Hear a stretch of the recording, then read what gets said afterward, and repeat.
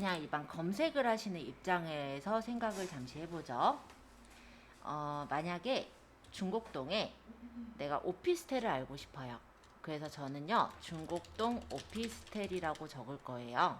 아니면 원룸을 찾고 싶으시면 뭐 중곡동 원룸, 아니면 원룸에 이제 주차 공간 있는 거가 좀 궁금하면 뭐 원룸 주차, 아니면은 원룸이긴 원룸인데 신축 건물을 원한다. 그럼 신축 원룸 뭐 이런 식으로 다들 원하는 키워드들이 다를 거라고 보면 되겠죠. 어쨌든 고객의 입장에서 무엇인가 이렇게 검색을 했을 때 이제 뭐 파워링크나 뭐 네이버 부동산 그리고 뷰라는 영역이 뜹니다. 자, 여기서 뷰는요, 블로그랑 카페에 적은 글들이 보이는 영역이고요. 여기 제가 중곡동 오피스텔이라고 이렇게 적어보니까 친절한 부동산이라는 요 이름이 보이죠? 이 이름이 무엇이냐면 바로 블로그의 이름이에요. 우리가 블로그의 이름을 적지 않으면 보통 기본적인 블로그는 어떻게 돼 있냐면은 본인 아이디 뒤에다가 님의 블로그 뭐 이런 식으로 돼 있어요. 그랬을 때 그렇게 올려져 있으면 내가 만약에 오피스텔을 찾고자 하는 사람의 입장에서 보면은 누구누구님의 블로그 이렇게 적혀 있으면 전문성이라든지 이런 거는 느껴지지 않을 거예요. 그냥 뭐 아무런 뭐 글이구나 이렇게 아마 보일 텐데 여기는 어때요?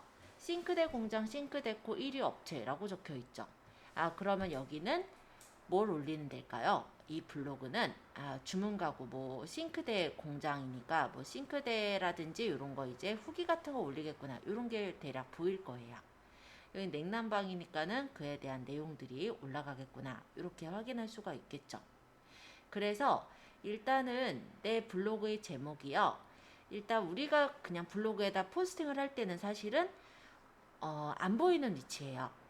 예, 그렇지만 사람들이 무엇인가 이제 검색해서 들어갈 때는 바로 보여지는 그 부분이 바로 블로그의 제목이라고 생각하시면 돼요. 지금 제가 적었던 키워드에서는 지금 제일 앞에 뜬 포스팅이 아마 친절한 부동산에서 쓴 어떤 글이었던 것 같고요. 2020년 10월 16일 날 적은 글이네요. 제가 뷰라는 영역을 일단 잠깐 들어가서 보면은 중곡동 오피스텔이라고 제가 적었을 때 2020년, 뭐 2021년, 2022년, 2022년 1월 뭐 이런 식으로 글들이 있긴 한데 보면은 이 날짜 간격이요 그렇게 뭐 다양하지는 않거든요. 다양하다기보다 간격이 되게 좁진 않거든요. 이렇게 본다라고 한다면 만약에 이런 중곡동 오피스텔로 내가 상위에 노출을 시키기는 사실 그렇게 어렵진 않을 거라는 생각은 듭니다. 자, 여기 밑에 보니까 중곡동 뭐 정익, 제이타워, 2차 오피스텔 현재 분위기 이렇게 적혀 있는데 이게 바로 포스팅 제목이에요. 포스팅이라는 건 뭐냐면 그 블로그 안에다 하나하나의 글을 적는 걸 포스팅이라고 얘기를 하거든요. 그 포스팅의 제목, 아까 우리가 유튜브 동영상 뭐 공유하기인가요? 그렇게 해서 이름을 줬었죠. 그런 게 일종의 포스팅 제목인 거예요. 그래서 그 포스팅 제목이 이렇게 보이는데요. 잘 보시면 제가 적은 이 키워드가 중곡동 오피스텔 포함되어 있는 거 확인되세요? 이 시크릿 공장 거도 마찬가지로 중곡동 오피스텔 포함되어 있죠. 세림 냉난방 여기도 중곡동 오피스텔 여기 포함되어 있죠. 이런 식으로 내가 작성한 그러니까는 검색하는 사람 고객의 입장에서 작성한 키워드가 실제로 블로그의 포스팅에 있어야 검색이 돼서 나온다라는 것도 확인할 수가 있습니다. 자, 그리고 뭐 중곡동 정익 제이타워 2차에서 적혀져 있는 이 부분은 블로그 안에 포스팅 글이라고 생각하시면 돼요. 그래서 포스팅의 글은 이렇게 한 두 줄 정도는 앞에 이렇게 보이게 돼요. 두세 줄 정도. 그리고 여기 정익 제이타워 뭐 2차 중곡동 오피스텔 이렇게 적혀 있는 것들은 실제 이 친절한 부동산이라는 곳에서 이 포스팅을 쓸 때 해시태그로 넣은 것들이 여기서 보이는 거예요. 그리고 밑에 있는 뭐 건대 텔라필리스 뭐 4차 이런 식으로 적혀 있는 얘네들은 뭐냐면 엮인 글이라고 보시면 돼요. 자, 요 옆에 보면은 이렇게 그림이 보여요. 이 그림에 21이라고 적혀 있는 이거는 뭐냐면 이 포스팅 한 개에 들어가 있는 그림의 개수라고 보시면 돼요. 사진이 총 21개가 들어있는 거죠. 이 밑에 거는 5개가 들어있고 요 옆에 거도 5개가 들어있네요. 자, 이렇게 이 해당 포스팅에 그림이 몇 개가 들어가 있고, 그러니까 사진이 몇 개가 있고, 그리고 블로그에 이런 포스팅에 키워드가 들어가 있는지 이런 것들을 한번 우리가 확인해 봤고요. 실제 제가 이 포스팅을 한번 눌러서 들어가 볼게요.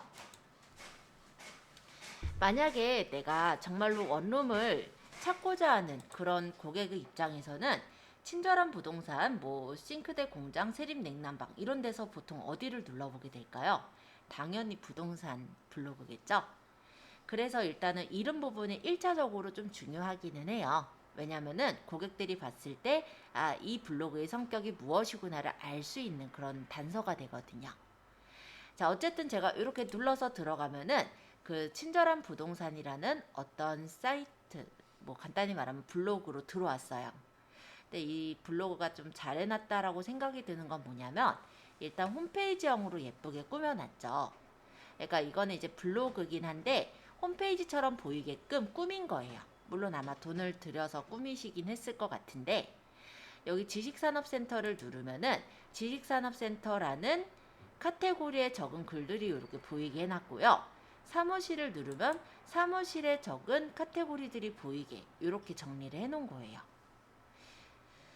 그래서 만들어 놓은 거는 좀 잘 만들었지 않았나 이런 생각을 하긴 합니다. 자, 일단은 내용을 좀 더 볼게요.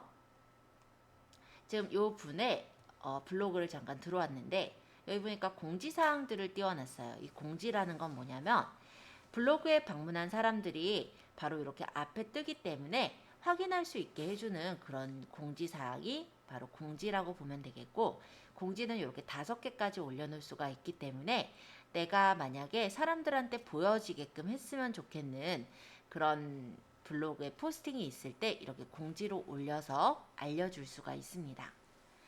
자, 제가 아까 여기 중국동 오피스텔이라고 키워드를 쳐서 들어간 글은요. 건대입구역 오피스텔 월세라는 카테고리 안에 들어가 있는 9개 글 중에 하나인 것 같아요. 지금 보니까 중국동 정익 J타워 2차 현재 분위기에서 짱가라는 닉네임을 가지신 블로그 주인이 2020년 10월 16일 15시 24분에 글을 올렸다고 하네요. 사실 2020년이기 때문에 이 오피스텔에 대해서 분위기를 알기 위해 들어가시는 분들은 가끔 눌러볼 수는 있겠지만 실제로 이 매물이 있다라고 보기는 조금 어려울 것 같습니다. 어쨌든 글을 보시면요. 아까 제가 적은 키워드 중곡동 오피스텔이잖아요. 이 오피스텔이란 단어가 얼마나 들어갔는지 제가 한번 보여드려 볼게요. 자, 아무 블로그 안에 컨트롤 F를 눌러보시면요. 이렇게 검색을 할 수 있는 검색바가 나옵니다. 저는 여기다가 중곡동이라고 적어서 검색을 해봤더니 5개 정도가 있다고 보이네요. 중곡동 제목이 하나 있고 내용이 하나 있고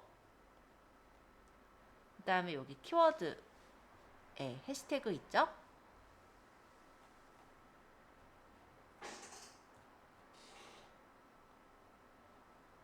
오피스텔도 찾아볼게요.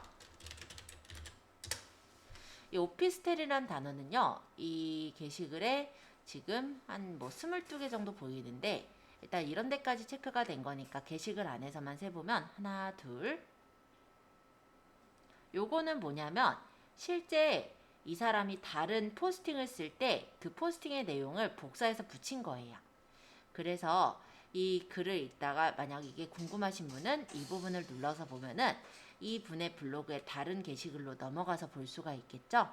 그래서 페이지 뷰를 늘리기 위한 목적이라고 보시면 되겠습니다. 어쨌든 지금 세다가 말하네요. 하나, 둘, 셋, 넷, 다섯, 여섯, 일곱, 여덟, 뭐 아홉, 열, 열하나, 대략 한 11개, 12개 정도는 들어가 있는 것 같아요. 자, 그래서 해당 키워드가 이렇게 반복이 돼서 이 포스팅 안에 들어가게끔 만드셔야 되는 게 앞으로 여러분들이 해야 되는 그런 작업이라고 보시면 돼요.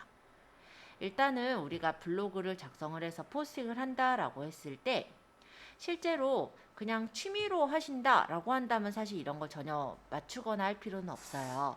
하지만 내가 만약에 마케팅을 위해서 한다라고 한다면 누군가가 검색을 했을 때 검색 결과에 빠져나올 수가, 그러니까 걸려져 나올 수가 있어야 되고, 클릭해서 보았을 때 이게 정말 정보로 느껴질 수가 있어야 되겠죠. 근데 일단은 뭐 정보로 느껴지기 전에 일단 그 전에 체크가 돼야 되는 건 우리가 블로그에다 글을 쓴다고 해서 무조건 검색 엔진에 노출이 돼서 보이는 게 아니에요. 키워드가 어느 정도 들어가 있고 사진은 어느 정도 있고 글이 어느 정도까지 들어갔는지 이런 것들에 따라서 이 네이버의 웹 크롤러라고 하죠. 검색 로봇이 내 블로그의 포스팅에 대한 점수를 매기게 되고, 그 점수가 높이 매겨진다면 앞쪽에 게시가 된다라고 생각을 하시면 됩니다. 그렇기 때문에 앞으로 더 맞춰주셔야 되는 건 이런 키워드라든지 그림을 넣는 거, 이런 방법들을 조금 더 익혀주셔야 돼요. 그리고 여기서 좀 잘했다라고 생각이 드는 건 중간중간에 이렇게 강조가 될 만한 부분의 색깔로 강조를 해주신 부분도 보이죠. 밑줄도 그었고요. 그래서 되게 깔끔하게 보이면서도 눈에 띌 부분들은 이렇게 확인할 수가 있어요. 만약 일반적으로 글만 적었다라고 한다면 사실 이게 글이 잘 눈에 안 읽혔을 거예요. 근데 이렇게 강조를 할 부분들에 강조를 해놨기 때문에 그 부분을 위주로 더 볼 수 있게 되겠죠. 그리고 요거는 이제 스티커인데 이분이 이제 스티커를 사가지고 이렇게 중간중간에 활용을 하고 계시거든요. 그런 점도 되게 잘 만들지 않았나 이렇게 생각을 해보고 있습니다. 그래서 전체적으로 좀 잘 만든 포스팅인 것 같아서 좀 설명을 드렸고요. 이분 이제 블로그 프롤로그를 잠깐 보자면 이렇게 정리가 되어 있어요. 잠깐 블로그로 가서 볼까요?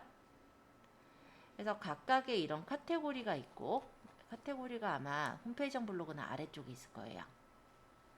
카테고리가 이렇게 있는데 이분이 이제 보면은 친절한 부동산이라고 해서 소개글에는 상호랑 이런 내용을 적었네요. 그리고 카테고리를 보시면 806건의 게시글을 적었는데요. 분양정보, 사무실 관련 정보, 뭐 오피스텔 등의 각각의 게시물의 카테고리들을 보시면은 여기는 부동산에 대한 그런 블로그구나 라는 걸 좀 쉽게 알 수가 있고요. 한번 제가 카테고리 안으로 이렇게 들어가 보면요. 지금 이 오피스텔 관련 정보에서 꾸며놓은 이 부분들이 예쁘게 이렇게 모양이 일정하게 만들어 놨다 보니까 되게 체계적이어 보이고 되게 눌렀을 때 깔끔해 보이니까 아무래도 더 신빙성 있게 보여지겠죠. 중구난방한 것보다. 그래서 전체적으로 좀 잘 만든 그런 블로그 같아서 기왕에 한번 소개하는 김에 한번 안내를 드려봤어요. 앞으로 꾸밀 때 이런 식으로 조금 꾸며 나가신다면 블로그를 들어온 사람이 유입이 됐을 때도 조금 더 설득이 더 잘 되실 수가 있고 나의 어떤 사업을 더 알릴 수가 있는 방향이 될 겁니다. 참고해 보면서 일단은 천리길도 한 걸음부터라고 우리 블로그도 한번 조금 꾸며보도록 하겠습니다. 오늘은 기본적인 구성만 좀 다듬어 보는 정도만 할 거예요. 자, 위에 메뉴 중에서 내 메뉴라는 곳 보이세요? 상단에 있어요. 내 메뉴. 여기서 관리를 한번 가보실래요? 내 메뉴의 관리. 이 관리라는 곳에 가셔서 첫 번째 기본 설정서부터 우리가 한 번씩 쭉 확인하면서 세팅하도록 할 거예요. 자, 기본 정보 관리의 첫 번째 블로그 정보에서는 블로그 주소가 보입니다. 보통은 블로그 주소는요, blog.naver.com 뒤에 슬러시하고 본인 아이디가 붙어 있어요. 그래서 기존에 내가 블로그를 이미 운영해서 활용하고 계신 분이라면은 이 아이디 그대로 물론 쓰셔도 상관은 없습니다. 왜냐면 주소를 외우고 쓰시는 분들은 많지가 않거든요. 근데 내가 만약에 처음 이제 블로그를 만드는 입장이다 라고 했을 때는요, 특히나 이제 기관에 대한 블로그를 만든다 라고 할 때는 보통 이런 식으로 적혀 있는 아이디가 사실 이쁘지는 않아요. 그래서 블로그 주소를 바꿀 수는 없기 때문에 만약에 내가 기관에 대한 어떤 블로그를 만들 거다라고 할 때는 가급적이면 기관명과 비슷하게 아니면 기관을 좀 알아볼 수 있을 만한 아이디를 하나 만들어서 블로그를 하나 파셔서 쓰시면 돼요. 근데 이미 나는 어느 정도 블로그에 자료를 올려놔서 수정하기가 어렵다라고 하시는 분은요. 그러니까 새로 만들기가 어렵다라고 하시는 분은 그냥 그대로 쓰셔도 돼요. 어차피 사람들이 블로그 주소를 쳐서 들어오는 경우는 거의 없기 때문에 그거는 크게 상관은 없지만 약간의 브랜딩을 좀 더 하겠다라고 한다면 블로그 주소도 그러니까는 네이버 아이디도 가급적이면 그 상업 업체의 이름을 좀 본따서 만드시면은 조금 더 브랜딩이 된다라는 정도로만 일단 말씀을 드렸고요. 그 다음 블로그 명을 보죠. 아까 전에 제가 검색을 했을 때 친절한 부동산이라고 떴었던 게 블로그 명이에요. 그래서 이 블로그 명을 내가 이 블로그를 보았을 때 어떤 블로그인지 알아볼 수 있게끔 지어주시는 게 좋아요. 언제든지 바꿀 수는 있지만 그렇다고 땡땡땡 님의 블로그는 좀 아닌 것 같죠, 그쵸? 그래서 블로그 명을 내가 이 블로그 안에서 내가 리뷰를 많이 하겠다. 그러면은 저처럼 이제 LA 일산 리뷰라든지 이런 식으로 블로그명을 리뷰를 하는 블로그구나. 이런 걸 알 수 있게끔 적어주시면 되고요. 만약에 내가 내 업체에 대한 거다라고 하면 상호를 적으셔도 됩니다만 상호를 적으면 뭔가 되게 딱딱한 느낌을 갖잖아요. 그러니까 약간은 좀 부드럽게 아까 뭐 예를 들어 뭐 부동산이라고 하면 뭐 부동산을 알려주는 뭐 뭐 이런 거 있죠. 뭐 언니, 뭐 누나, 뭐 또는 부동산을 알려주는 여자, 뭐 이런 식으로 뭐 블로그명을 좀 부드럽게 정하시는 것도 괜찮을 것 같습니다. 네, 뭐 빌라 정보통 뭐 이런 식으로 지은 데들도 봤었고요. 그래서 블로그명은 내가 어떻게 지을지는 한번 그냥 고민해서 적으시면 되는데요. 언제든지 바꿀 수는 있으니까 지금은 간단하게 한번 적어보세요. 그 다음 이 별명 부분은 실제로 어디에 뜨게 되냐면 블로그의 그 프로필 밑에 별명이 떠 있게 되고요. 그 다음에 이제 사람들이 댓글을 달잖아요. 그때 이제 답글을 단다든지 할 때 블로그 별명이 같이 붙어서 나와요. 그래서 이 별명 같은 경우도 간단하게 말하면은 내 사업체의 명을 그대로 쓰셔도 되긴 하지만 그래도 가급적이면은 좀 친근하게 예, 적어주시는 게 좋을 것 같아요. 자, 그 다음 소개글. 자, 소개글 부분은 아까 블로그의 그 프로필 영역의 하단에 소개글이 보이는데요. 저는 그냥 간단하게 이렇게 적었어요. 아까 그 친절한 부동산 같은 경우는 상호랑 이런 걸 여기다가 적었더라고요. 그건 이제 참고해서 적으시면 되겠고 한글 기준은 200자 이내로 작성할 수가 있습니다. 그 다음 밑에 내 블로그 주제를 설정할 수가 있는데요. 내 블로그가 어느 쪽으로 주제를 쓰게 될 것인지 그거를 선택하는 거고요. 요거는 언제든지 마찬가지로 바꿀 수가 있기 때문에 지금은 나의 블로그에서 다룰 수 있는 주제 그걸로 설정해 주시면 될 것 같아요. 자, 그 다음 블로그 프로필 이미지죠. 프로필 이미지는 기본적으로 1대1 이미지를 추천을 드려요. 왜냐면은 모바일에서 블로그를 볼 때는 블로그의 이 프로필 이미지가 동그란 정 원으로 잘려서 보입니다. 근데 PC에서 볼 때는 뭐 세로로도 보이고 가로로도 늘려서 올릴 수는 있지만 모바일에서는 그 프로필 이미지가 정중앙에 동그랗게 잘려서 보이기 때문에 내가 나타낼 내용을 다 못 나타낼 수가 있잖아요. 그래서 이 프로필 이미지는 가급적이면 1대1짜리로 제작을 해주시는 게 좋을 것 같고 만약에 나를 브랜딩하기 위한 거다라고 한다면 예를 들어 내 프로필 사진 있잖아요. 예, 뭐 사진관 가서 프로필 사진을 찍어서 멋지게 올려두시면 되게 깔끔한 그런 블로그 느낌을 줄 수도 있어요. 그러니까 나를 이제 브랜딩해서 내가 만약에 이런 물건들을 소개하는 약간 세련된 그런 이미지의 그런 프로필 이미지를 달아놓았다라고 한다면 나를 믿고 그 상품을 이제 구매하시고자 하는 분들이 좀 많겠죠.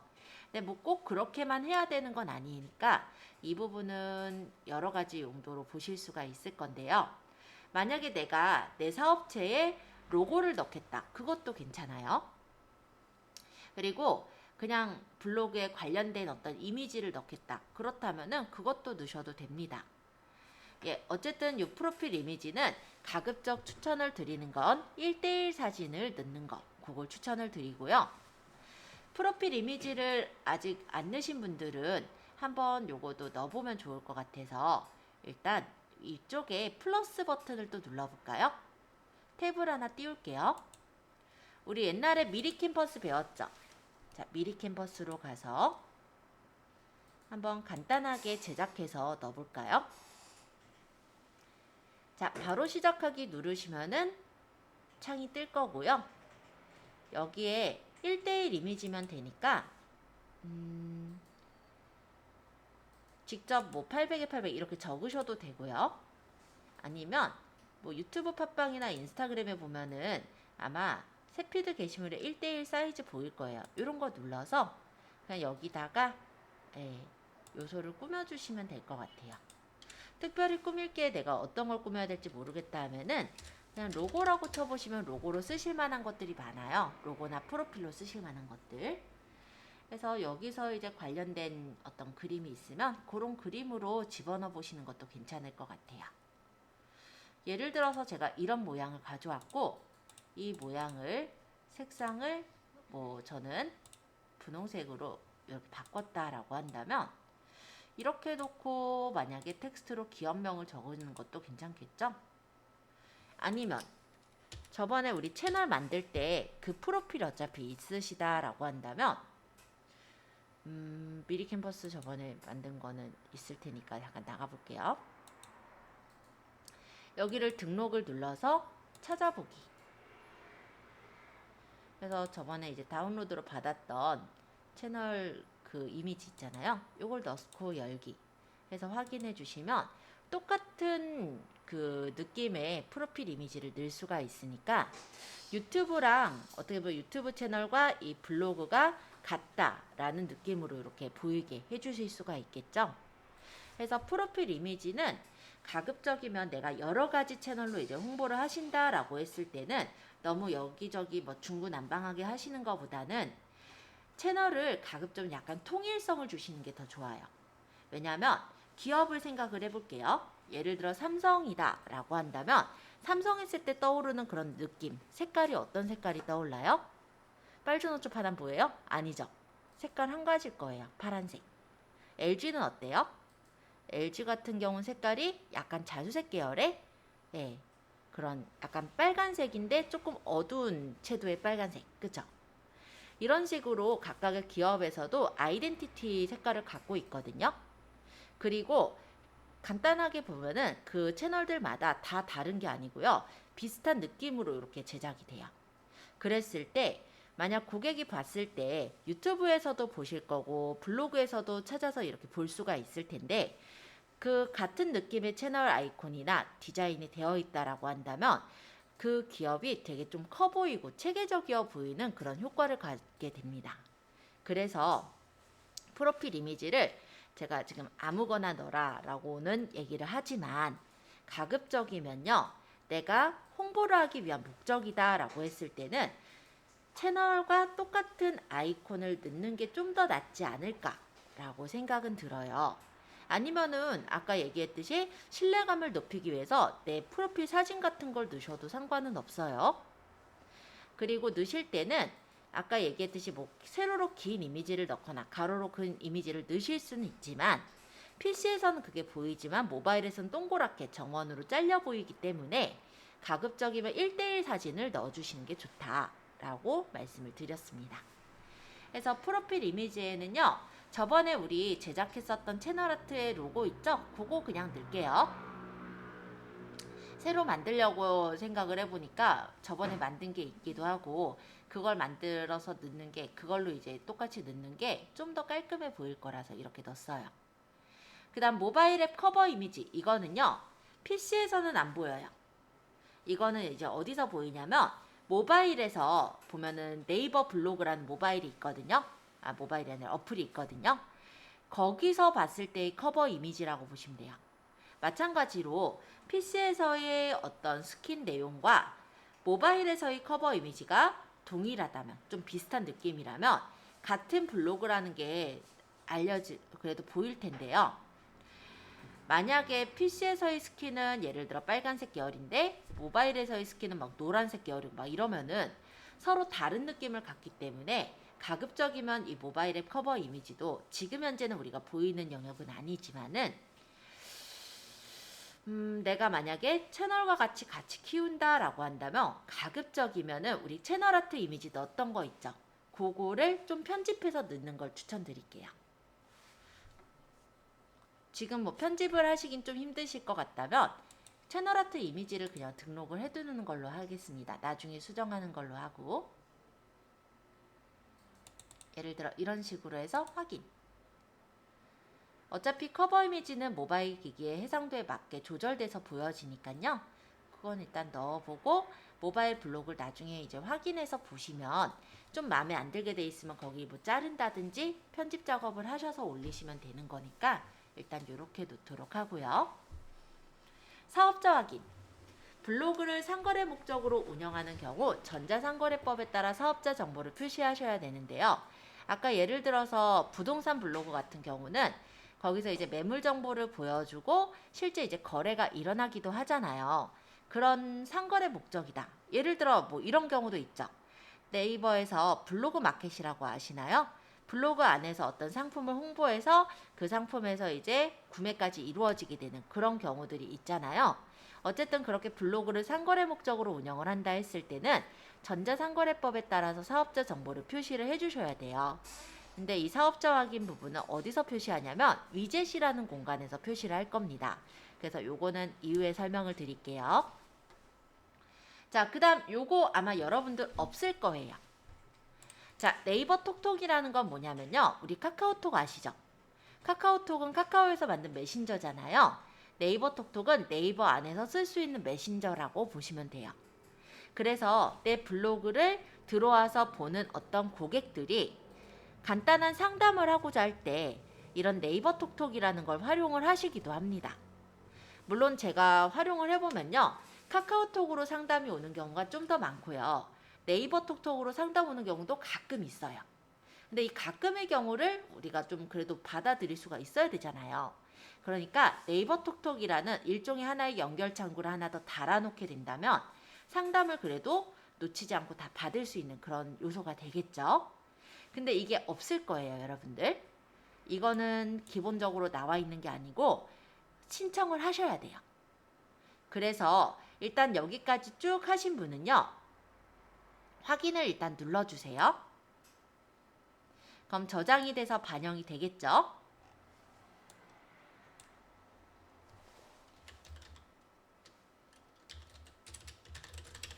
뭐 이런 식으로 적었다고 치죠. 사실은 저는 이제 친절한 수정쌤이 있어서 그걸로 만들어도 되는데 사실 여기서 제가 블로그에는 유튜브 정보를 많이 넣지를 않고 있어서 만약 그렇게 한다면 블로그를 새로 만들거나 해서 좀 세팅하는 게 이쁠 것 같아요.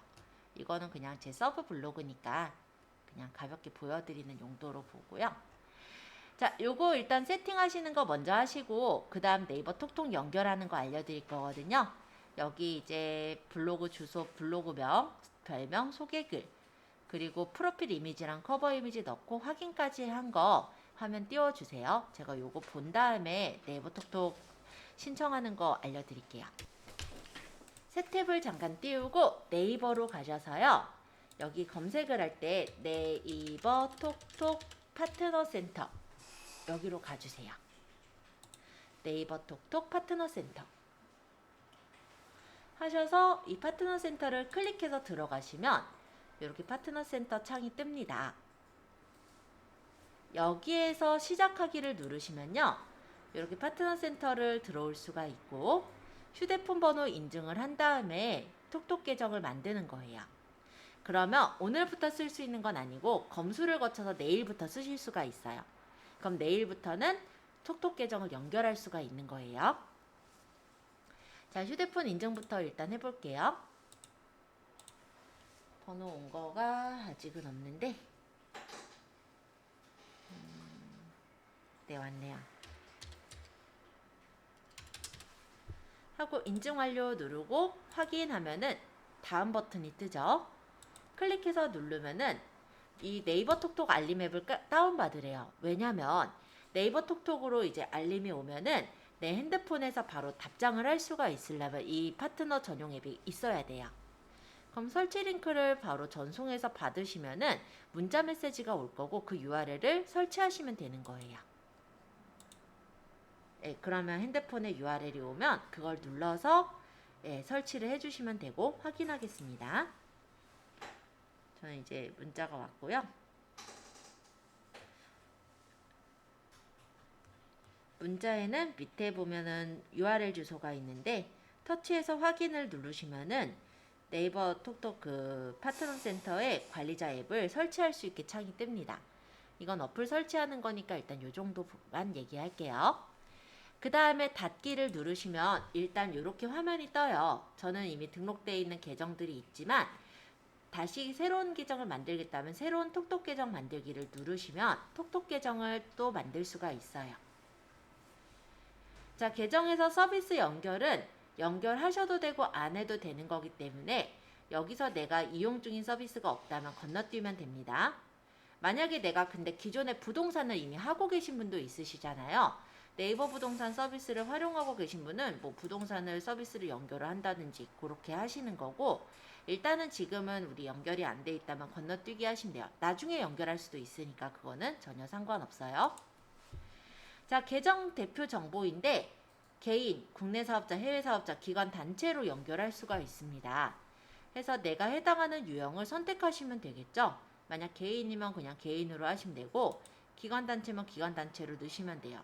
근데 이렇게 하려면 이제 고유 번호랑 이런 걸 다 넣어야 되니까 저는 그냥 개인으로 만들었어요. 다음.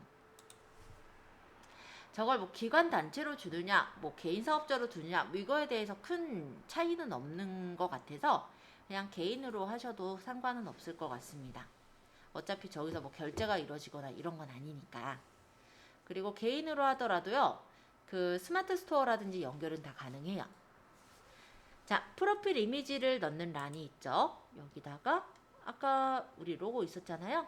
이거 그냥 넣죠 뭐. 따닥. 그다음 프로필명 작성하고, 그 다음 소개말 있으면 적고, 뭐 홈페이지나 전화번호, 주소까지 적을 수 있으면 더 좋은데 안 적으셔도 상관은 없습니다. 여기는 이제 필수사항은 아니니까요. 그리고 사용 신청을 하시면 검수 1일 거쳐서 다음 날부터 쓸 수 있게 돼요. 지금 여기 검수중 뜬 거 보이시죠? 나중에 이제 검수가 다 완료가 되면은 이런 주소가 생겨요.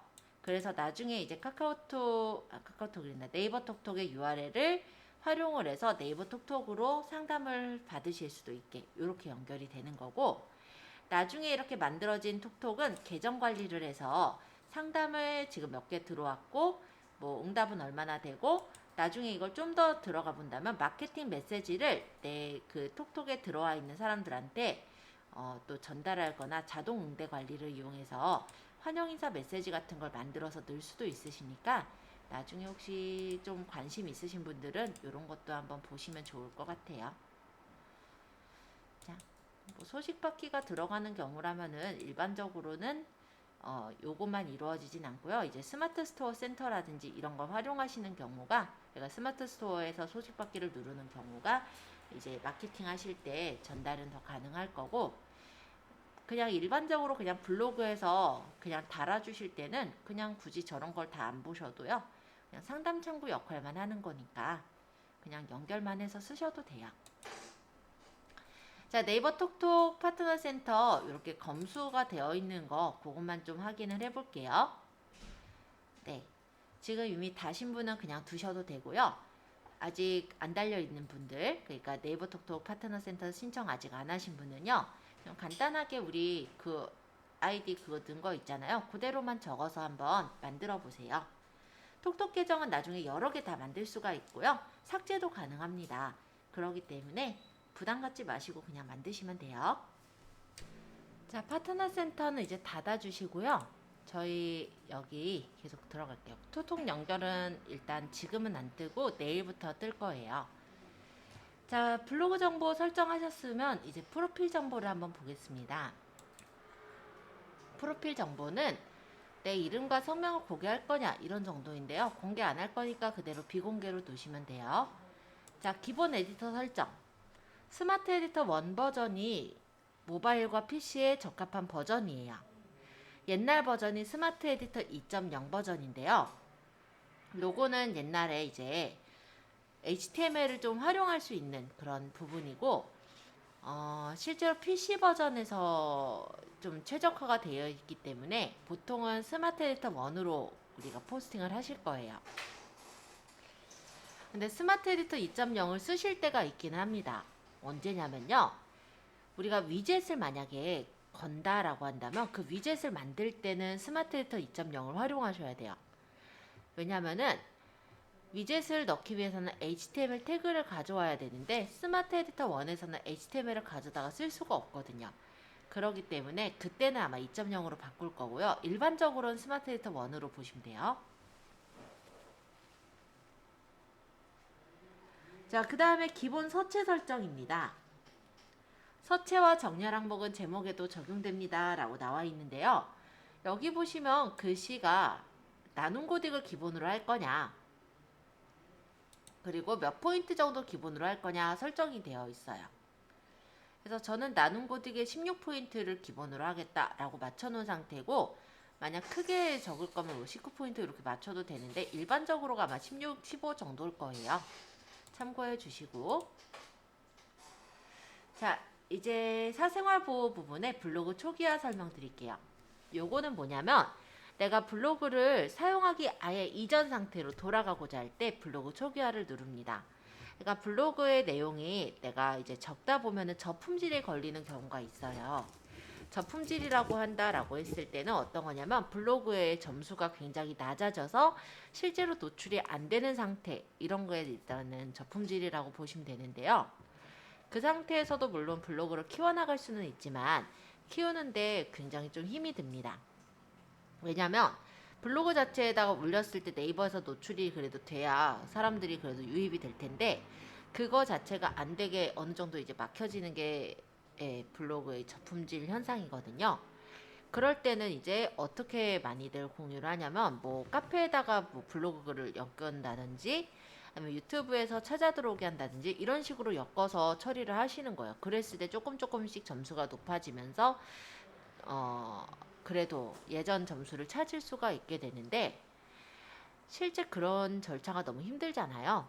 그리고 만약에 내가 블로그의 내용을 보통 이제 예전에 이제 올려주셨던 분들 같은 경우는 뭐 스크랩 글이 좀 많다든지 아니면 일상에 대한 글들이 좀 많은데 내가 마케팅을 하기 위해서는 성격이 좀 달라요. 그러면은 이제 초기화를 해서 지우는 그런 경우가 되겠죠.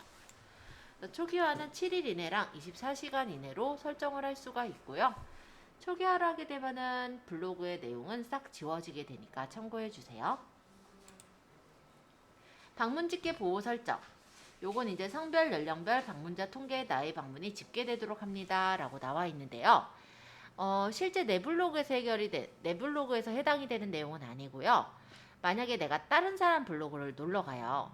그랬을 때 저는 이제 20대 여자잖아요. 그럼 20대 여성이 방문했다, 이런 식으로 나오는 거지 누가 방문했다까지 공개가 되는 건 아니기 때문에 굳이 이것까지 뭐 풀어놓을 필요는 없을 것 같아요. 그래서 그대로 놓도록 할게요. 자, 콘텐츠 공유 설정 부분에 CCL 설정이라는 게 있습니다. CCL이 내가 생성한 저작물에 대해서 공유를 하는 경우에 이제 CCL을 설정을 하는 거예요. 보통 이제 블로그에 우리가 게시글을 적는 거는 본인의 어떤 창작물이죠. 그렇다면은 저작권이라는 게 있습니다. 저작권의 보호를 받게 되는데요. 물론 뭐 저작권 침해가 일어나는 경우는 이제 뭐 그분한테 뭐 내리라든지 뭐 이런 명령을 할 수가 있다든지 아니면 이제 침해에 대한 소송을 하실 수가 있는 그런 사항이 되는 거고, 근데 그런 게 아니라 내가 이 저작물은 다른 사람들이 배포를 해서 써도 된다라고 한다면 그때 이제 저작자를 표시하는 조건으로 뭐 영리 목적으로 사용하게 할 건지 뭐 이런 내용들을 허락하는 거예요. 근데 굳이는 뭐 사실 저작권이라는 게 블로그에서 그렇게 많이 또 활용이 되는 그런 부분도 아니다 보니까 보통은 사용 안 함을 해놓게 되고요. 자동 출처 사용 설정, 요거는 사용과 사용 안 함에 있는데, 만약에 자동 출처 사용 설정이 사용으로 돼 있다면 누군가가 내 본문글을 복사해서 붙여넣은 글이 11자 이상일 때 내 글의 출처 정보가 자동으로 남는 거예요. 단 어차피 그냥 텍스트로 남아있는 거라서 복사하는 사람이 고의적으로 출처를 삭제할 수는 있습니다. 자, 어떤 내용이냐면 블로그를 잠깐 들어가 볼게요. 제 블로그 말고 다른 사람 블로그인데 아까 여기 쳐보자 한번. 잘 돼 있나? 자, 제가 여기서 드래그를 해서 복사를 하랬더니 복사가 안 되네요.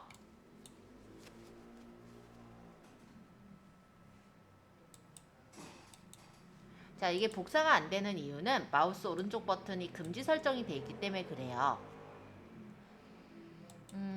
근데 우리가 모든 글을 잘 작성해 주시면 제일 좋은 거긴 한데 간혹 들어서 여기 있는 게시글의 일부를 가져다가 내가 만약에 뭐 문서에다 활용을 한다든지 이용을 하셔야 될 때 드래그를 하고 싶어도 못하는 경우들이 생길 거예요.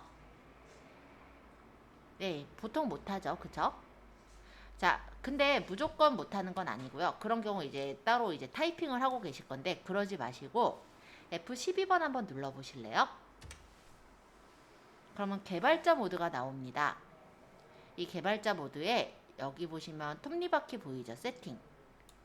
여기로 들어가셔서 맨 밑으로 내려보시면 Disable JavaScript라는 요 구문을 체크를 해요. 그러고 끌어보시면 이렇게 블록 지정이 됩니다. 자, 이 부분을 제가 오른쪽에서 복사를 했어요. 그리고 잠깐 메모장 가서 붙여볼게요. 컨트롤 V. 네, 여기는 지금 보면은 출처 정보가 안 떠 있죠.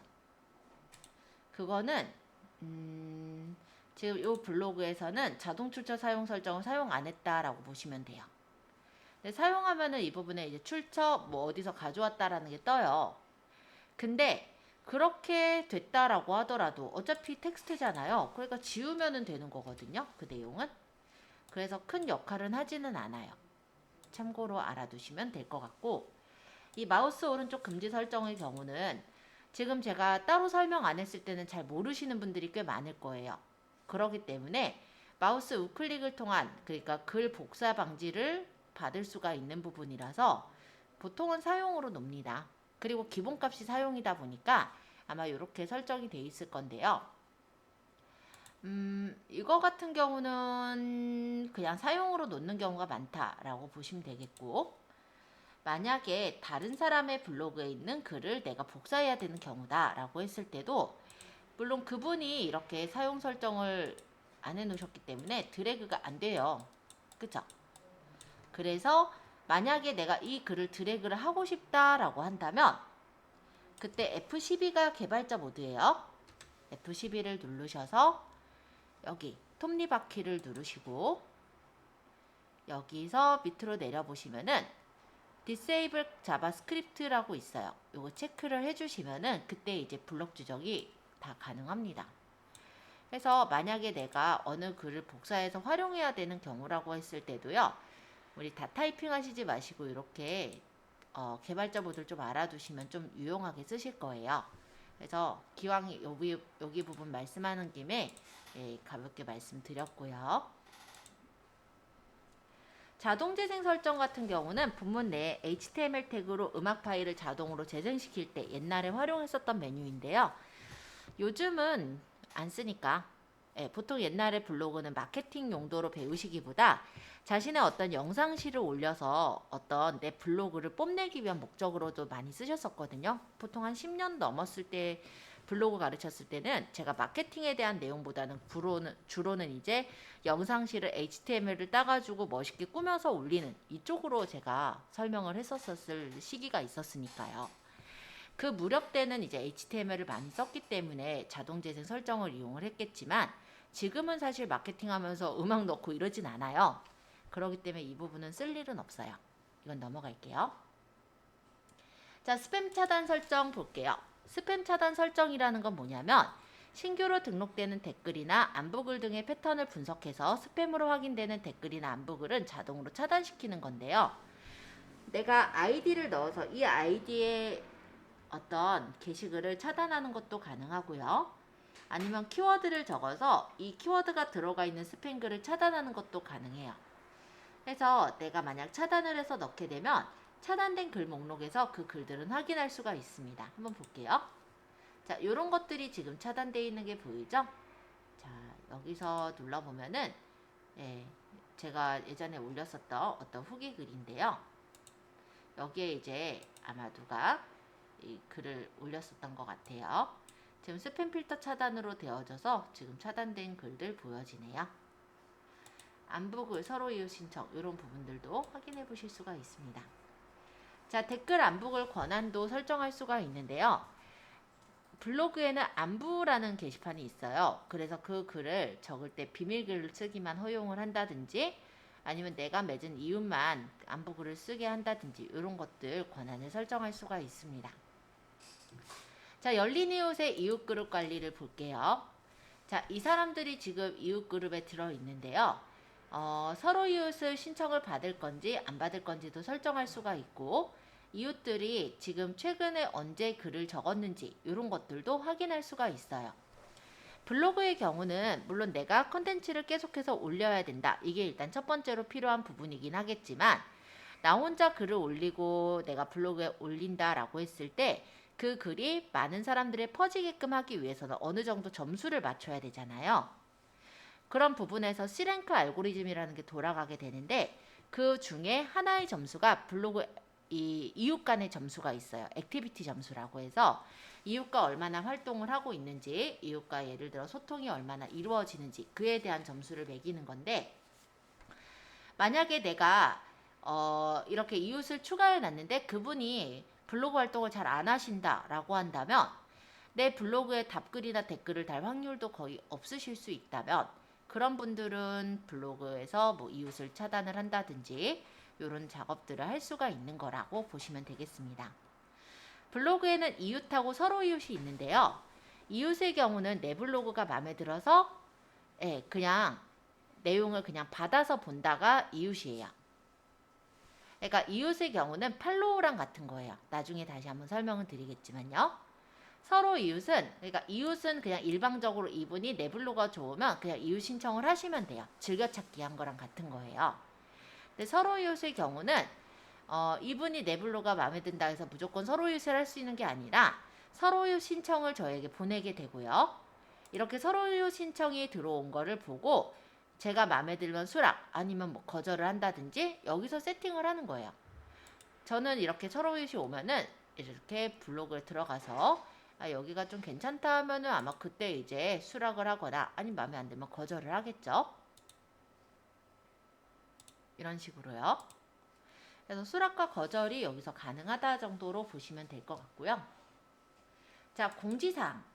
이거는 이제 뭐냐면 블로그 안에서의 공지사항 내용이에요. 그래서 블로그에 어떤 점검이 있거나 할 때 여기 이제 주요 사항들이 안내가 되는 공지사항 메뉴니까 한번 나중에 시간 되실 때 한번 보시면 될 것 같아요. 자, 여기 블로그 이용 팁, 블로그 이용 팁이라고 적혀 있는 이 부분은 누르시면은 네이버 블로그의 그 블로그 창으로 넘어가집니다. 그래서 이 네이버 블로그에서 올리는 것들을 보면요. 모먼트 챌린지라든지 블로그의 글쓰기 팁 같은 것들을 여기서 정리를 해서 올려주고 있어요. 그래서 혹시 참고해서 보실 때 아마 보실 수가 있을 거라고 보면 될 것 같습니다. 공식 블로그를 어떻게 운영하면 될지 이용 가이드도 나와 있고 하니까 참고로 시간 되실 때 한번 보세요. 블로그 스마트봇은요. 스마트봇이 이렇게 연결이 돼서 채팅으로 얘기를 하는 건데 사실 답을 잘해주지는 않는 것 같더라고요. 그래서 이런 기능도 있다 정도로만 얘기할게요. 자, 기본 설정 메뉴들은 쭉 한번 확인해 보았는데 그렇게 어렵진 않으셨죠? 이제 꾸미기 설정으로 가겠습니다. 자, 꾸미기 설정에서는 스킨 선택이라는 메뉴가 있고요. 여기에 있는 이 스킨들은 네이버에서 제공하는 스킨들이에요. 그러니까 어떻게 보면 좀 깔끔한 스킨들이 많이 있어요. 그래서 초기에는 이런 스킨들로 활용을 하셔도 되겠지만 우리가 하고자 하는 게 일상 블로그라고 한다면 이런 스킨으로 그냥 쓰셔도 돼요. 근데 나중에 내 블로그는 어떤 목적으로 이제 제작을 하는 거냐면 간단히 말하면 마케팅을 하기 위한 목적이잖아요. 예를 들어 내가 어떤 사업을 하고 있으면 내 사업을 알리기 위한 목적이죠. 그렇다라고 한다면 이런 스킨을 쓰시기보다 스킨을 제작해서 쓰시는 거를 추천드려요. 그래서 일단은 이런 스킨을 고를 수가 있다 정도로 일단 말씀드리고, 나중에는 타이틀이라도 내가 제작을 해서 내 상점, 내 상호에 맞게 그렇게 좀 만드시는 게 닿지 않을까 이런 생각입니다. 만약에 제가 이 파도라는 스킨을 눌러보면 이런 식으로 스킨을 볼 수가 있고, 마음에 들면 바로 적용을 하시면 스킨이 적용이 돼서 이렇게 바뀌어지는 걸 볼 수가 있어요. 이런 게 블로그의 스킨이에요. 지금 뭐 딱히 지금 스킨을 설정하지 않으신 분들은 한번 눌러보시는 것도 괜찮을 것 같으니까 한번 가볍게 눌러서 스킨 한번 확인해 보시고요. 확인하신 분은 이외에 계속 들어갈게요.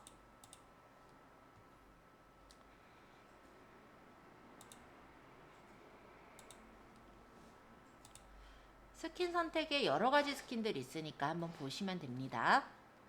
그리고 마음에 드시는 스킨 있으시면은 일단 클릭해서 설정도 해보세요. 내 스킨이 이쁘게 바뀐다 정도고요. 나중에는 물론 아까 얘기 드린 것처럼 내 브랜딩을 위해서는 꾸며주셔야 되지만 지금은 아직 꾸미기 전이니까 한번 눌러서 확인하자 라는 겁니다. 확인해 보셨죠? 그럼 이제 이거 디자인 설정에 레이아웃 위젯 설정 들어가 볼게요. 자, 여기에서 블로그의 레이아웃을 설정할 수가 있는데요. 기본적인 블로그의 레이아웃은 2단형 레이아웃, 3단형 레이아웃, 그리고 1단형 레이아웃으로 구성이 되어 있습니다.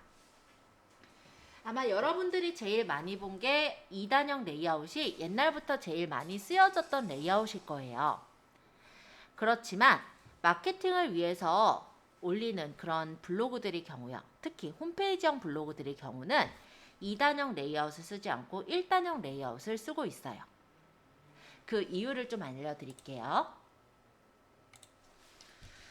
아까 친절한 부동산도 좋은데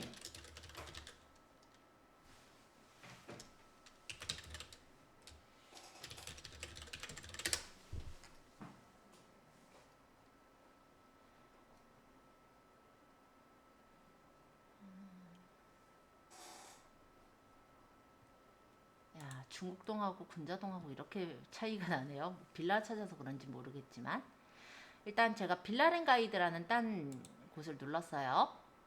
자, 여기는 이제 본인 브랜딩으로 사진을 넣어놓은 것 같고 여기 위쪽에 지금 디자인은 뭐가 없어요. 사실 이런 거는 그렇게 제가 좋아하지는 않는 블로그긴 한데 일단 보자면 프롤로그 형태로 이렇게 보이게 해놨고요. 블로그로 보자면 1단형 레이아웃입니다. 자, 1단형 레이아웃은 지금 어떻게 되어 있냐면 이렇게 화면에서 가운데에 정가운데 이렇게 크게 그림이 보여요. 그림이나 글이 이렇게 가운데에 크게 시원시원하게 보이기 때문에 옆에 방해되는 게 없죠. 그래서 눈에 더 확 띄어져서 들어오는 그런 부분이 바로 1단형 레이아웃인 거예요. 자, 이분도 지금 1단형 레이아웃을 쓰고 있고요. 빌라연구원은 어떻게 쓰고 있나 볼게요. 이분은 지금 꾸며놓은 게 홈페이지형 블로그 형식으로 꾸민 거예요. 딱 그냥 봤을 때 홈페이지 같은 느낌을 갖고 있죠. 근데 이 부분에 이 서울 신축 빌라를 누르면 서울 신축 빌라 올려놓은 것들이 이렇게 보여요. 이런 식으로 연결을 해놓은 거예요. 홈페이지형으로 꾸며놨다라고 생각하시면 됩니다. 자, 이분 같은 경우 제가 뭐 군자역용 한번 눌러볼게요. 이렇게 눌러보니까 어떻게 돼 있냐?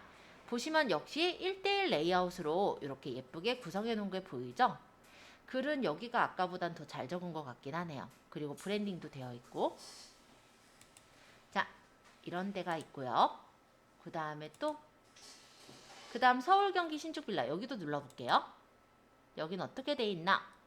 자, 일단 여기 있는 이 부분은 타이틀이라고 합니다. 타이틀로 구성을 해놨고 그 다음 이 밑에는 글들이 많으니까 프롤로그로 보이게끔 해놨는데요. 일단 블로그로 보면은 여기는 2단형 레이아웃이에요. 이쪽에 보시면은 카테고리랑 그 프로필이 보이고 옆에 보면은 이렇게 글이 보여요. 아까 제가 빌라연구원하고 같이 비교해서 보여드릴게요. 아까 여기 글 아무거나 눌렀었죠? 자, 이렇게 보는 거랑 이렇게 보는 거랑 어때요? 글 부분을 봐볼까요? 자, 일단은 얘는 2단형으로 배치를 하다 보니까 좁아요. 그쵸? 이만큼의 영역이 빠져서 만들어서 이렇게 본문이 들어가기 때문에 본문의 영역이 좁습니다. 그래서 사진을 넣더라도 아까 1단형에 비해서는 훨씬 작게 보이겠죠.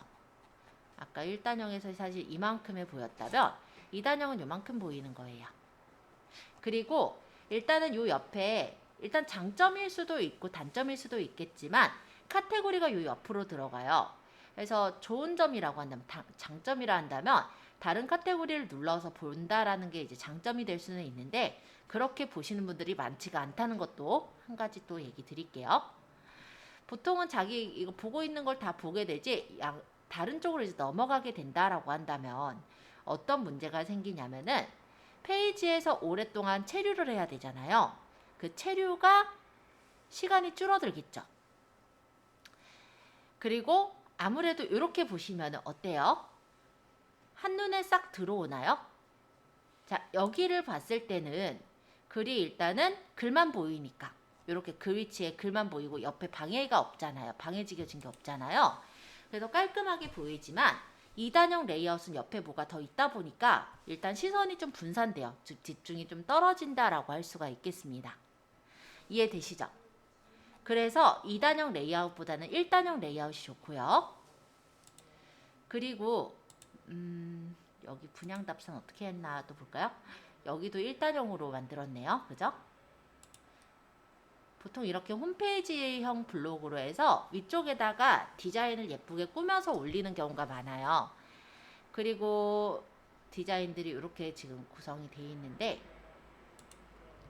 광진구에 있는 어떤 신축 빌라다. 눌러보면 여기도 1단형 레이아웃으로 예쁘게 이렇게 보여지죠? 더 넓게 보이니까 보기도 되게 좋은 게 아마 눈에 띄실 거예요. 자, 1단형과 2단형의 차이점이 하나 더 있다면요. 1단형 레이아웃은 보통 홈페이지형 블로그를 만드실 때 많이 활용을 하시는데 위젯을 이렇게 위쪽으로 배치를 할 수가 있기 때문에 아까 예를 들어 여기 같은 경우요. 물론 요거는 이제 다른 위젯으로 만든 거긴 하지만 이렇게 위에 5개의 위젯 버튼을 만들 수가 있고 뭐 5개든 뭐 10개든 위젯은 일단 20개까지 만들 수 있으니까 클릭해서 들어가면은 그에 관련된 어떤 게시글이 이렇게 보이게 연결시켜 줄 수가 있단 말이에요.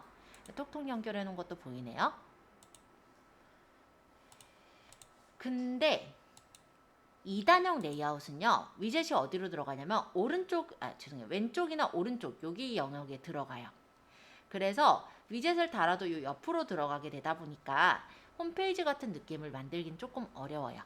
그래서 일반적으로 마케팅을 위해서 제작하는 블로그들은 보통은 1단형 레이아웃을 씁니다. 이해되시죠?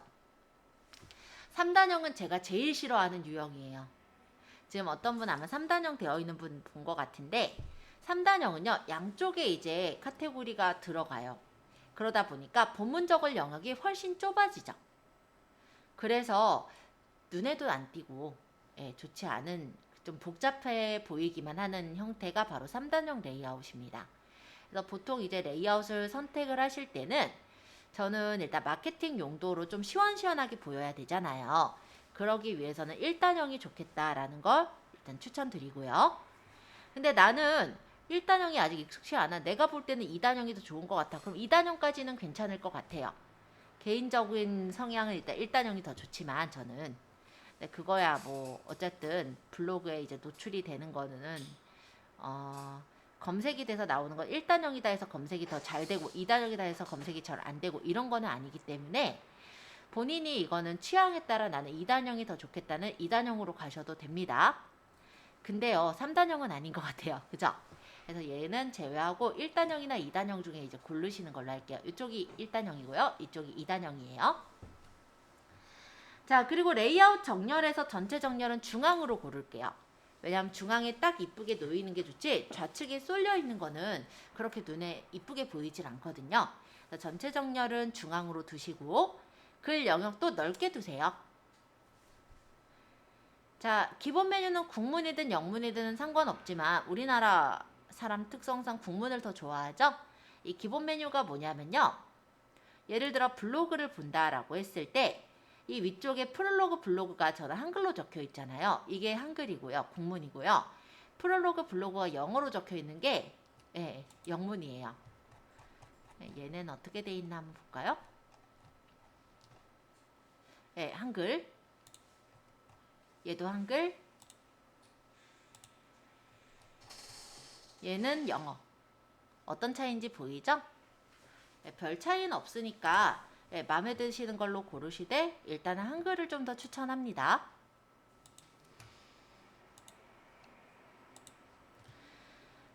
자, 메뉴 설정 부분인데요. 타이틀이라는 거는 타이틀 영역을 말해요. 우리가 스킨을 바로 깔기가 힘들 땐 타이틀이라는 영역에다가 간단한 간판 같은 역할을 만들 수가 있거든요. 타이틀이 요거는 이제 스킨이고요. 스킨은 이렇게 전체적으로 펼쳐져서 보여요. 얘가 타이틀이에요. 이런 식으로 블로그 위에 조그만하게 간판처럼 이렇게 들어가는 부분을 타이틀이라고 합니다. 그래서 타이틀을 나타낼 거면 타이틀을 두시면 되고, 타이틀을 없애고 내가 만약에 스킨을 깔 거면 나중에 이제 스킨을 까는 형식으로 만드시면 됩니다.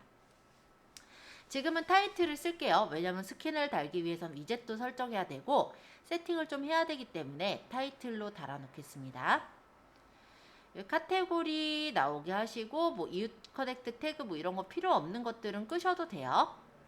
최근 댓글도 끄겠다면 끄셔도 됩니다. 자, 그 다음에 여기 있는 게 이제 위젯 사용 설정이라고 있는데 아까 말씀드렸던 사업자 정보가 여기 있어요.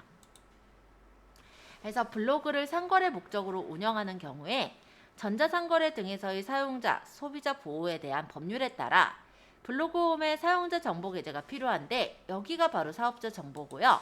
에디트를 누르시면은 이렇게 사업자 정보를 적는 란에 적어 두실 수가 있습니다.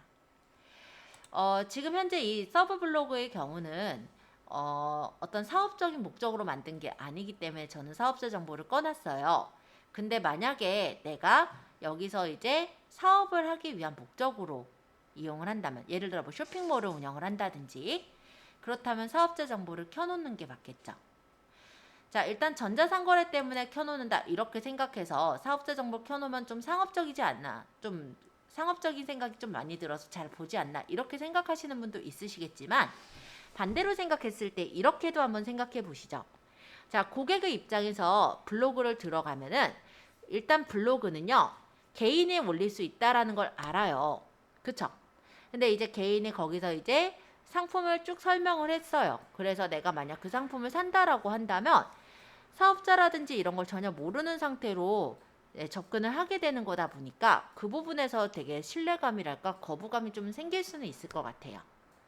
근데 만약에 내가 뭐 중개 매물을 설명하는 어떤 게시글이다 라고 했을 때 사업자 정보가 떠 있다라고 한다면 여기가 그래도 믿을 만한 업체구나 라는 거를 설명을 하는 그런 부분이 되기도 하잖아요. 그래서 사업자 정보는 상업성으로 쓰신다 했을 땐 체크를 해두시는 걸 추천합니다. 자, 일단 어떻게 뜨는지 보여드리기 위해서 저도 사업자 정보를 일단 켜놓아 볼게요. 그리고 제가 일단은 이 위쪽에다가 위젯을 좀 옮겨 놓을게요. 이 조그만한 네모 상자가 위젯인데요. 이 위젯에 마우스를 올려놓고 누르시면서 끌고 가면은 이렇게 점선 같은 게 나와요. 이때 떼면은 위젯의 위치를 옮겨 주실 수가 있어요. 뭐 나는 날씨도 넣겠다. 끌어다가 한번 넣어보세요. 왜냐면 필요 없는 위젯들은 어차피 제거를 하면 되고 필요한 위젯들은 집어넣어서 만드시면 되거든요. 그래서 위젯이 어떤 역할을 하는지 우리가 구경하기 위해서 일단은 사업자 정보랑 날씨 정도를 넣었는데요. 사업자를 아직 넣기가 힘드신 분은 시계나 환율 같은 다른 정보를 위젯을 켜서 넣으시면 되니까 한번 눌러서 설정해 보시고 위치를 맞춰주신 다음에 밑에 적용 버튼 한번 눌러보세요. 그럼 레이아웃을 블로그에 적용하시겠습니까? 라고 뜰 거고 확인을 누르시면요. 이렇게 아까 제가 사업자 정보 넣었죠? 그리고 여기 날씨 위젯 넣었죠? 요 위젯이 이렇게 나타나는 걸 볼 수 있어요. 이쪽에 있는 이 위젯은요. 버튼형 위젯이라는 건데 제가 위젯을 만들어서 연결을 한 거예요. 나중에 이렇게 위젯을 연결해서 저희 유튜브 만드신 거 있으시잖아요. 그리고 나중에 인스타도 제작을 하신다라면은 그 인스타랑 유튜브로 연결되는 위젯도 제작해서 올릴 거거든요. 그래서 이건 이제 나중에 들어가는 거고 어쨌든 제공되는 위젯 떠 있는 거 확인하셨죠?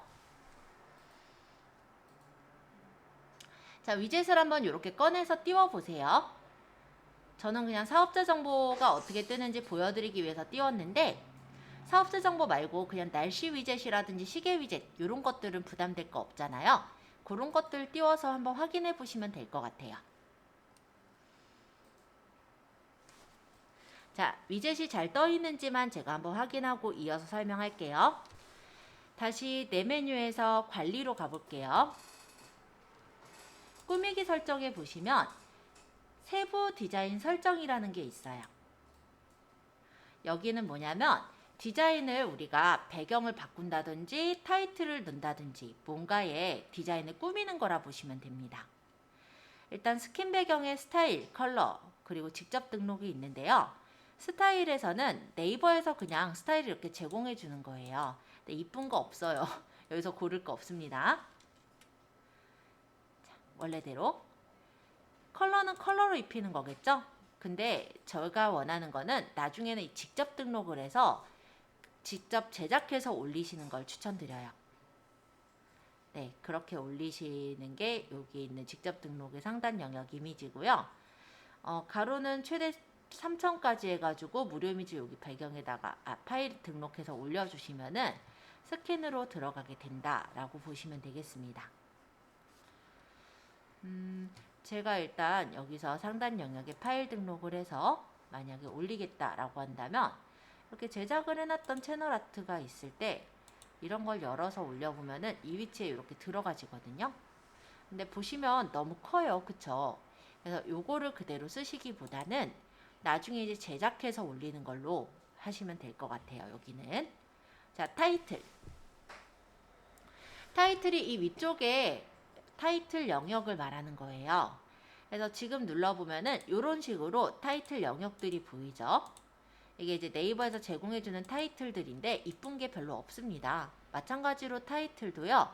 우리가 이렇게 제공해주는 타이틀을 쓰는 게 아니라 내가 직접 만들어서 등록을 하시는 건데 지금 일단 영역의 높이를 보시면요. 가로는 966픽셀에 세로는 600픽셀까지 가능하대요. 그쵸? 그러면 우리 미리 캔버스 잠깐 들어가 볼까요? 위쪽에 플러스 눌러서 미리 캔버스 들어가셔서 로그인. 아까 사이즈가 가로가 몇이었어요? 966이었죠? 그러니까 사이즈를 직접 입력해서 가로를 966에 세로는 아까 600까지 가능하긴 했거든요. 일단 600 정도를 주면 어느 정도 크기냐면 이 정도 크기예요. 좀 너무 크죠? 그래서 이거는 이제 개인마다 좀 다를 텐데요. 600은 저는 크다 보니까 한 300 정도로 맞추겠다라고 한다면 이 정도 사이즈가 됩니다. 사이즈는 600까지 가능한 거니까 뭐 400이 좋으면 400, 500이 좋으면 500 내 맘대로 맞추면 돼요.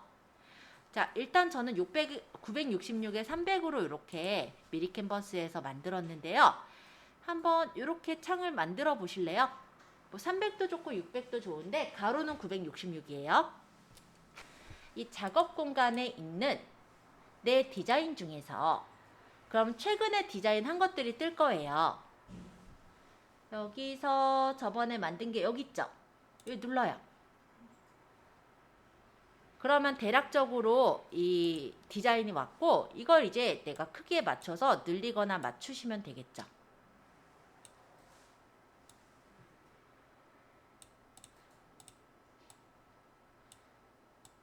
얘네들을 가운데로 옮기고 얘도 가운데로 옮기고 얘는 여기다 놓고 문을 창문 더 크게 하려면 크게 하고 자, 이런 식으로 세팅을 다시 맞춰주세요. 자, 맞추셨다면 이거를 제목을 블로그 타이틀 이렇게 해놓을게요. 그러고 다운로드를 받으시면 되죠?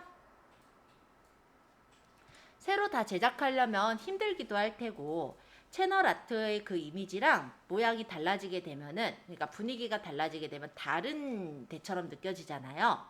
그러니까 가급적이면 이 디자인을 좀 수정을 하는 거예요. 사이즈에 맞게. 여기 조금 덜 닿았네. 요것만 좀 맞춰놓고 다시 저장할게요.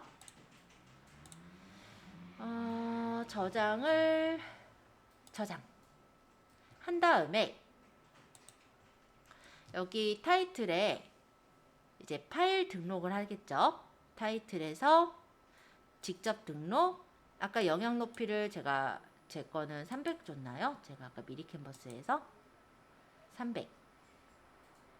뭐 400을 주신 분은 400으로 맞추면 될 테고 저는 300으로 맞췄으니까 300을 적을게요. 그다음 직접 등록에 파일 등록을 해서 아까 만든 블로그 타이틀을 넣어주시면 돼요. 그러고 적용하시면 됩니다. 그럼 타이틀이 예쁘게 만들어졌죠?